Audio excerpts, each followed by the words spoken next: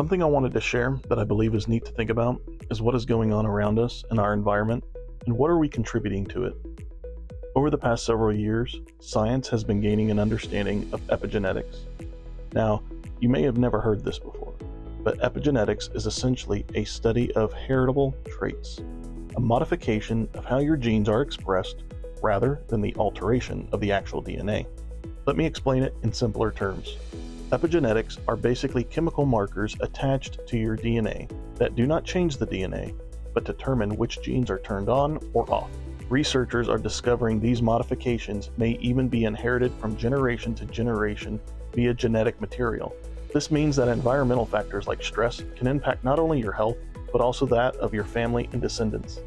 We've all heard the saying, "You are what you eat." But did you know that you are also what your mother and grandmother ate? You may have never thought about this, but you were once in your grandmother's womb, because a woman is created with all the eggs she will ever have. So when your mom was formed and growing in your grandmother's womb, part of you was already in your mother. This is why it's so important to identify family generational hurts and wounds, because sometimes we have no idea where certain behavioral patterns entered our life. And this includes molestation and other sexual traumas that can get passed down.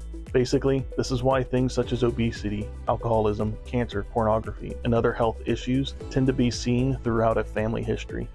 But just like we can pass down our bad behavioral problems and addictions or habits, we can also pass down our solutions or healing.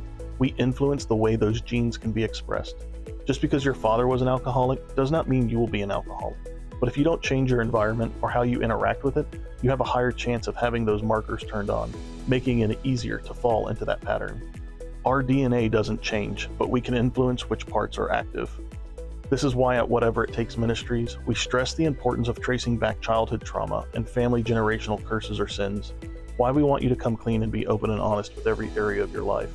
Because the only way we can begin to shut off the bad parts of our genetic markers is to bring it to the light. And when that gets exposed, it loses its power, and we can begin to rebuild.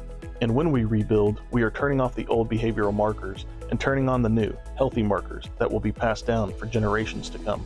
And you may be asking yourself, what if I already have kids? Have I messed them up by not changing sooner? No, not necessarily, because you can lead by example and educate them on how you once lived a certain way, but God transformed you into a new person. And that environment of safety you create for your children will allow their DNA to create those positive genetic markers for themselves. Be blessed.